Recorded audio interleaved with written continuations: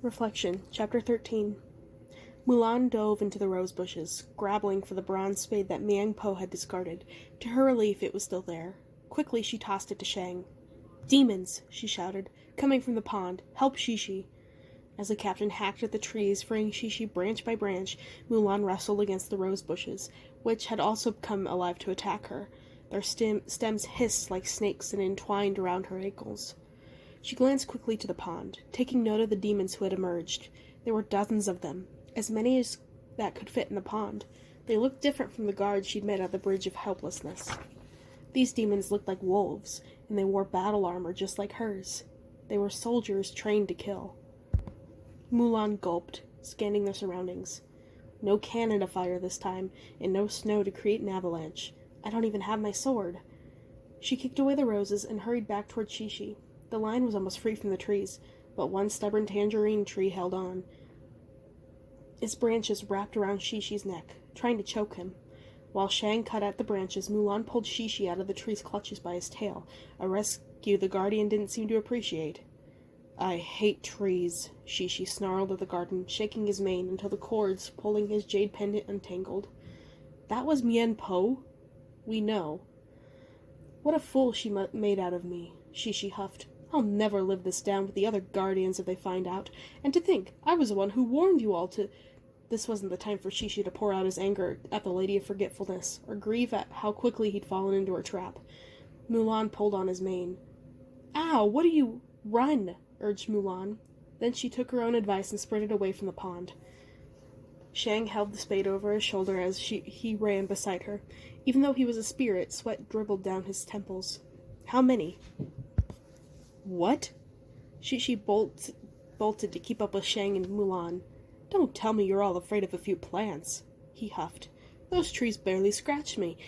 They came out of nowhere. It was a surprise that got me. Otherwise, they wouldn't even have a—" "We're not running from the trees," Mulan interrupted, panting. "We're running from the demons." Looking skeptical, Shishi glanced back. A horde of demons came into sight, rustling through the branches and trees.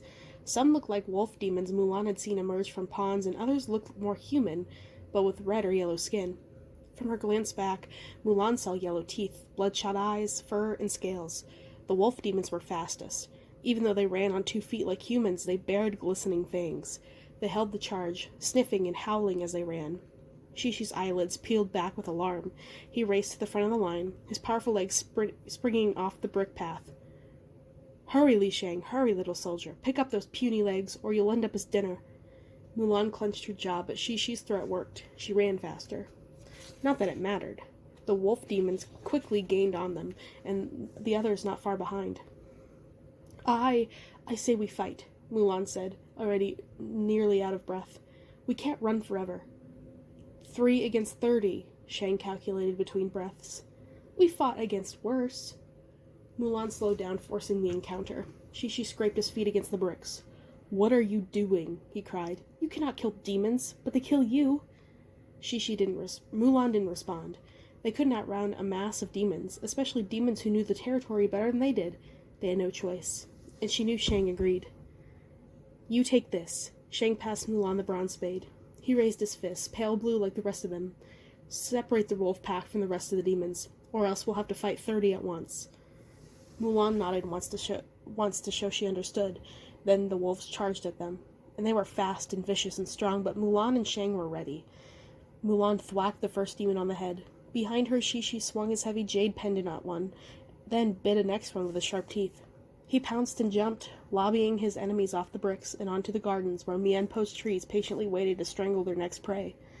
Mulan started tossing her own demons off to the side too. It shouldn't have surprised her that Shang was the demon's main target. They probably had orders to bring him back to the tower.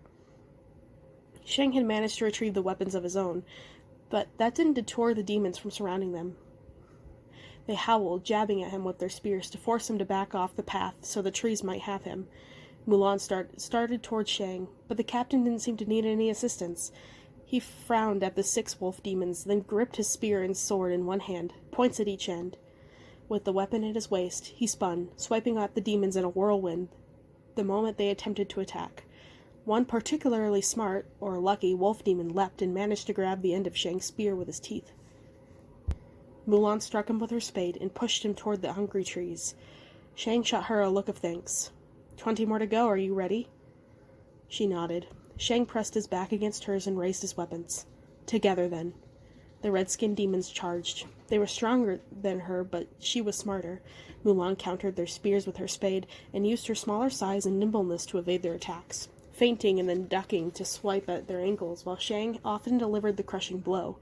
The yellow-skinned demons watched from a distance. They didn't join the battle, but their long tongues flicked and they whispered to each other before blowing a horn, calling the others to retreat.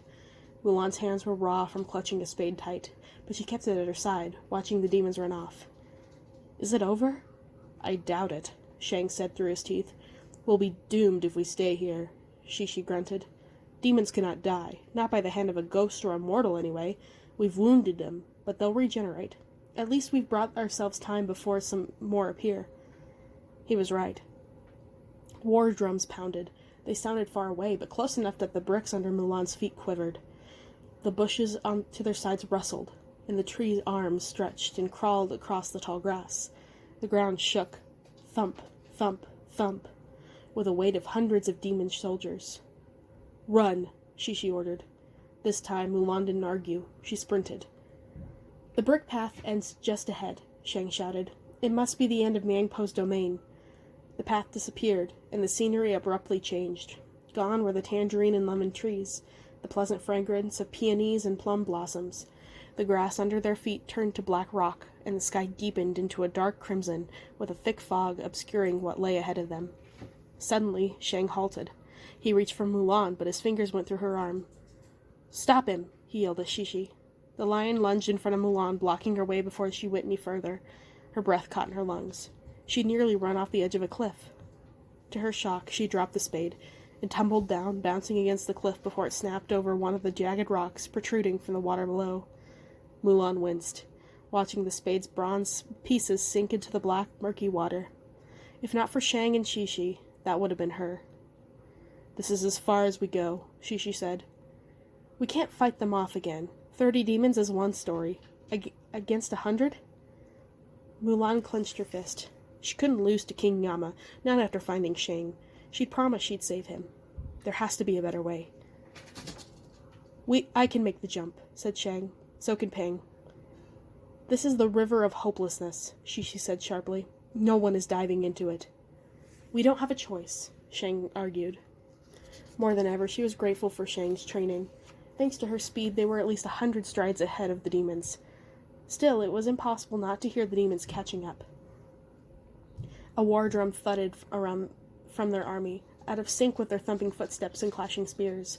Mulan, Shang, and Shishi were cornered. No, she couldn't let fear and panic distract her. She watched the fog curl underneath the cliff. What secrets was it hiding?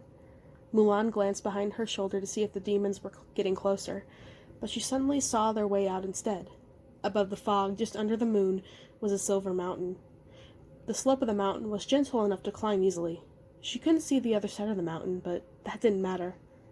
Look, Mulan said, pointing at a narrow ridge that looked connected to the mountain ahead. There's a small cave there at the tip of the ridge.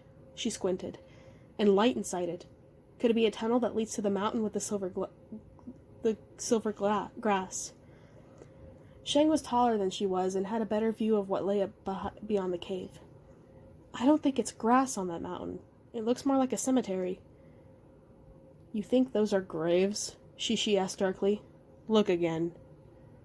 They're knives, Mulan whispered, seeing the blades shine in the light as the fog cleared. She gulped. I guess we take the river then. No, the lion disagreed. We take the mountain. The mountain will kill us. The river of hopelessness is cursed, Shishi informed her. You'll be lost in it forever, and if you are lucky enough to escape it, you'll emerge a demon. He tilted his head at Miangpo's oncoming battalion. Like them.